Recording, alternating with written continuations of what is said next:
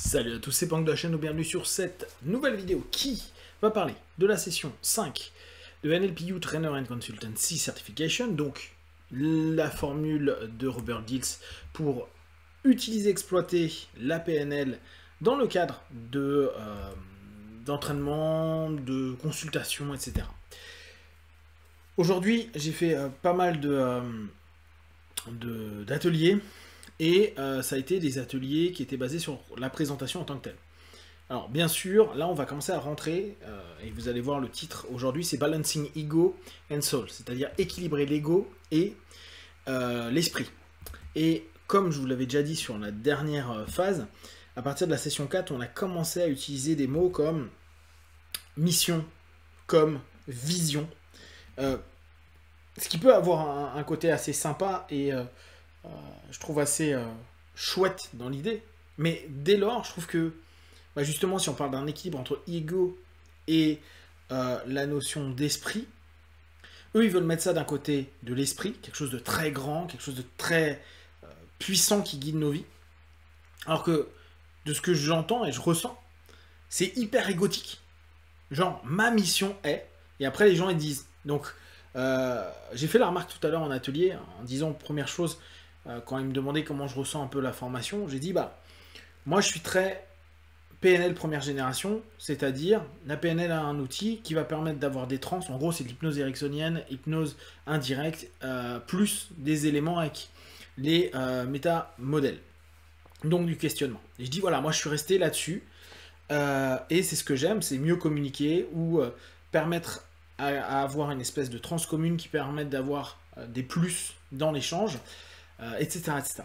Donc, je disais, moi je suis venu voir Dilts en sachant très bien qu'il y avait un côté un peu woo-woo et New Age, et je trouve ça amusant, ce contact, même si, quand beaucoup de personnes disent « Ah, c'est amazing, c'est incroyable, c'est fou, wonderful, etc. » moi je le ressens pas. Je fais les exercices, je fais les choses, et j'ai pas des choses incroyables qui se passent. Et comme je leur disais, je dis, moi, les discours que vous portez aujourd'hui, c'est ce que je portais il y a 15-20 ans en arrière, quand j'étais ado et jeune homme. Je comprends, j'y adhère plus aujourd'hui, en tout cas c'est pas comme ça que moi je perçois les choses, mais je peux très bien discuter, accepter complètement ces visions des choses. Donc je leur disais ça en me disant, voilà, moi je suis plus binaire, terre à terre, et on a fait un travail de présentation, et justement on disait, qui est pas mal du tout, hein, le travail de présentation, qui est justement, attendez, je vais peut-être vous le retrouver là, je ne vais pas vous le retrouver là, Mission Statement, c'est après. Je vous le retrouve. En gros, pas con du tout. Hein. Le travail, c'est de dire en gros sa mission. Je vais tenter de vous mettre moi ce que j'ai dit. Apparemment, on a été filmé, donc logiquement, je vous le donnerai. Bon, c'est en anglais. Mais en gros, exprimer sa mission, c'est dire ma mission est. Les références personnelles que j'ai de l'expérience qui me permet de mener cette mission, c'est quoi? La métaphore de ma mission, c'est quoi? Le symbole que j'utilise, c'est quoi? Le mouvement physique que je peux proposer aux gens, c'est quoi? Et en quoi je peux exprimer cette mission par rapport à ce que je fais. Et en amont, il y avait un travail qui était assez intéressant sur les niveaux logiques. Hein, je vous rappelle les niveaux logiques, pyramide de Dilts. Et on a commencé par ça et j'ai trouvé que c'était plutôt pertinent. C'est pertinent dans le sens où nous, on va remplacer... Alors, quoi, nous? Moi, je parle de moi et des personnes peut-être qui sont plus première génération PNL, sur un truc très terre-à-terre. Au lieu de dire mission, on dit, voilà, mon objectif, mon but. C'est quoi? Alors, quel est le contexte? Et là, vous vous souvenez, c'est le début de Dilts. Donc, dans tel contexte, je veux... je vais utiliser mes compétences pour... Et je veux développer des valeurs... Je crois en, je suis, ma mission est, bon après le dernier c'est, et cette mission est au service d'une plus grande vision qui est, voilà. Et en fait en bossant ça, après la deuxième, le mission statement, celui que je vous ai dit en premier, passe beaucoup plus simplement et plus fluide et passer par les niveaux logiques, j'ai trouvé ça très cool. Donc en termes de préparation pure, utiliser les niveaux logiques, c'est cool. Après, il faut juste modifier les mots comme mission, vision, quoique vision à la limite, on pourrait en discuter, ça dépend comment on va le proposer. Là, en l'occurrence, c'est pour des futurs formateurs. Je ne sais pas si une boîte a forcément envie d'entendre la vision d'un mec qui va leur vendre un produit, un projet. Je ne sais pas, à voir. Donc, comme je vous disais, on est dans un premier temps sur l'équilibre entre l'ego et l'esprit. Pas mal du tout sur certains aspects d'un point de vue théorique. Donc là, c'est la masterclass dont je vous parle. L'ego, c'est un rapport avec la survie, le bénéfice pour soi-même, l'ambition, le contrôle. L'esprit, c'est l'éveil, le service, la contribution, la connexion. Mais ce qui est intéressant, c'est qu'il fait une pyramide de Diels. Quoi, il fait une pyramide, pardon, des niveaux logiques. Et en fait, d'un côté, il met le système, d'autre côté, il met le self. Et il fait que d'un côté, à gauche, va y avoir l'esprit, de l'autre côté, va y avoir l'ego. Il faut un croisement entre l'ego, l'esprit, donc c'est l'équilibre, plus le système et le self, qui on est, le je suis. Je trouvais que c'était un schéma qui est intéressant. En fait, ce que je vous avais dit, et dès la première vidéo, Diels utilise dans tous les sens le niveau logique, la pyramide. Et dans tous les... Tout. À chaque fois, il nous la ramène. Et c'est assez amusant, je trouve ça plutôt cool. Ça développe encore plus, par contre, la compétence qu'on peut avoir quand on enseigne sur la pyramide de Diels. Je pense qu'il y a vraiment beaucoup de choses qu'on peut mettre en avant. Exemple, si on prend l'environnement, donc l'esprit, ça va être les opportunités. Pour les comportements, ça va être la proaction, ce qu'on va mettre en place. Pour les capacités, ça va être l'énergie. Pour les valeurs et croyances, ça va être la motivation. Pour l'identité, ça va être la mission. Donc là, on retrouve les mots, on va dire, importants. Quoi, un peu élevés, éveillés. Et pour le but, l'objectif, c'est la vision. Pour l'ego, c'est au niveau de l'environnement, les contraintes et les dangers. Au niveau des comportements, les réactions. Au niveau des capacités, la stratégie. Au niveau des valeurs et des croyances, la permission. Au niveau de l'identité, le rôle. Et au niveau des objectifs, de pourquoi, etc., les ambitions. Je trouve que celui-là est très très bien. Il faudrait que je vous le fasse en Canva là. Donc l'idée c'est de lier l'ego et l'esprit. La vision, c'est ce qu'on voit, ma vision est un monde où blablabla. L'ambition, c'est mon ambition est de. Le rôle, c'est je vais devenir. Et en fait, c'est un truc qui se nourrit, hein, ça fait un carré. Et le faire, c'est la mission. Ma mission est. Je trouve ça assez sympa, en tout cas en termes de réflexion. Là, clairement, sur le travail sur soi, c'est chouette. La passion, qu'est-ce que j'aime réellement faire, qu'est-ce qui m'éveille, etc. Qu'est-ce qui m'enthousiasme. La vision, qu'est-ce que je veux créer pour aider plus le monde. Donc là, tout de suite, il y a un truc très macro, et c'est pour ça que je vous dis que je trouve que c'est très égotique quand j'entendais les personnes dire ma mission est, c'est toujours aider le monde, c'est toujours le monde, les gens, meilleure communication. On avait des personnes qui sont très dans les safe places, etc. et dire constamment, ouais, il faut que le monde soit plus safe, que les gens puissent être plus safe pour s'exprimer, etc. C'est toujours le monde, moi et le monde. Et là-dessus, paradoxalement, je trouve pas que c'est l'esprit, mais ça reste très perso. Hein. C'est, j'ai l'impression, très égotique. Mais bon, après, j'ai peut-être tort. Moi, je suis plutôt, vous l'entendrez, mais aider la personne à aller dans son côté obscur pour se découvrir, se compléter, pour être plus humain lui-même, plus s'accepter, etc. Et moi, le geste que j'ai proposé, c'est ça.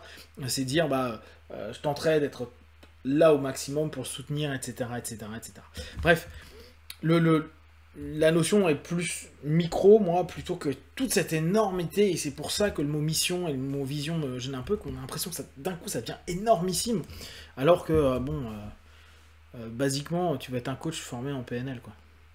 Bon, c'est pas un truc de ouf non plus. L'ambition, quel type de statut et de performance tu veux atteindre, avec respect de toi-même et des autres. Mission, quelle va être ta contribution unique pour faire en sorte que ta vision arrive? Quelles sont tes compétences spéciales, tes ressources, tes capacités? Rôle, quel type d'individu dois-tu devenir ou dois-tu être? Quelles sont les compétences fondamentales, les responsabilités dans le type d'interaction que tu vas rechercher au travers de tes ambitions. Et après, il met la pyramide. Donc, pas de façon euh, vers le haut, mais en horizontal. Et il reprend sur la même chose. L'environnement, c'est la passion, le feeling, le présent, et il fait tout un petit cheminement. La mission, c'est le faire, donc c'est plus dans les capacités. L'ambition se trouve plutôt entre les valeurs et l'identité. Après, il y a une notion avec la timeline du futur, et la vision, c'est quelque chose qu'on voit dans dans pourquoi on le fait, quel est le but macro de ça. Et d'ailleurs, c'est amusant parce que le début de la pyramide, c'est réaliste, et la fin de la pyramide, c'est rêve, dreamer. Et bien, je trouve que c'est exactement ça, moi, qui me pose problème, c'est qu'au bout d'un moment, je trouve que ça devient un peu abstrait, donc un peu trop dans le monde du rêve. Donc, par contre, cartographier un chemin de la vision vers l'action, quelle est votre vision et votre ambition?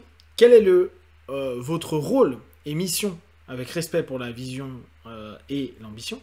Quelles valeurs et croyances motivent le fait que vous vouliez atteindre votre mission et votre rôle? Quelles capacités sont nécessaires pour ce rôle et cette mission? Quels comportements et actions vous avez besoin de faire? Et en fait, vous voyez qu'on redescend la pyramide de Diels. La pyramide des besoins. Et quel environnement et opportunités et contraintes vont-ils ramener? Donc en gros, la vision, c'est quand je suis en haut de la pyramide, et l'action, c'est quand je reviens à l'environnement, à la base. C'est intéressant comme terme de cheminement. Je pense vraiment que ces slides sont vraiment à bosser, en tout cas à cogiter. J'ai trouvé ça assez cool. Mais vous voyez qu'on rentre dans des démarches un petit peu plus personnelles. Et pour devenir un bon speaker, un bon présentateur, un bon entraîneur, un bon formateur, oui, c'est des questions qui peuvent être intéressantes, mais là, clairement, je suis pas sûr que ça va aider quelqu'un qui veut donner un cours de PNL ou un cours d'hypnose ou un cours de n'importe quoi, même si le questionnement est intéressant. Parce que, admettons, c'est ce que je disais à un moment à un intervenant, c'est pas parce que j'ai envie de permettre à tout à chacun d'aller dans leur ombre et donc d'explorer des choses qui ne vont pas forcément agréables, pour arriver dans une connaissance de soi et une unité de soi-même, une rencontre avec nous-mêmes, que pour autant je vois ça comme une mission. Et que j'ai une vision à me dire, si tous les gens voyaient le côté obscur de la force, ça serait vachement mieux. Bah non, je me dis que certaines personnes, c'est un chemin, et pour d'autres, ça le sera jamais. Donc, je sais pas. C'est ce côté un peu excès qui ne me parle pas. Enfin, donc, la deuxième partie, la mission. Donc, on vient vraiment là-dessus. La mission,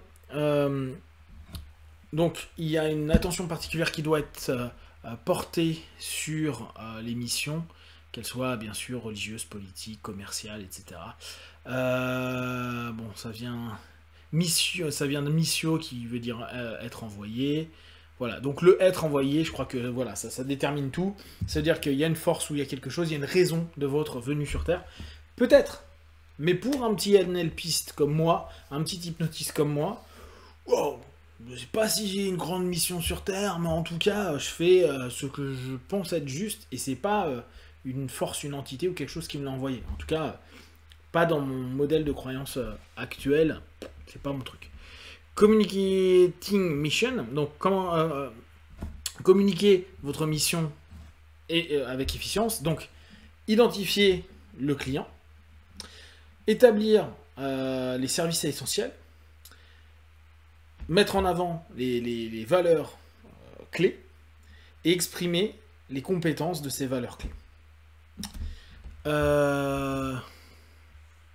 Donc, une mise en avant de sa mission faite de façon effective et générative. Ça permet de focaliser sur le futur, d'ouvrir des potentiels à des futurs développements et définir ce qui peut être fait et ce vers quoi on peut aller. Alors, voilà, c'est le truc que je vous disais tout à l'heure. Recette pour avoir une mission effective. Ma mission comme traîneur consultant est de contribuer à quoi, comment, dans le but de pourquoi. Pourquoi je le fais. Mission statement worksheet, donc direct mission statement. Bon, après, on revient sur le geste. Par contre, voilà, ça je trouve que c'est vraiment très très bien. Et je vais vraiment m'y atteler sur mes formations et évoluer à ce niveau-là. Constamment, là, depuis 6 jours, on revient sur avoir un objectif, avoir des références personnelles. Alors, non, avoir des références. Après, si c'est personnel, c'est mieux. Après, avoir une métaphore qui permet d'avoir, que les gens puissent se souvenir facilement, un visuel, un geste, un truc physique, et un projet.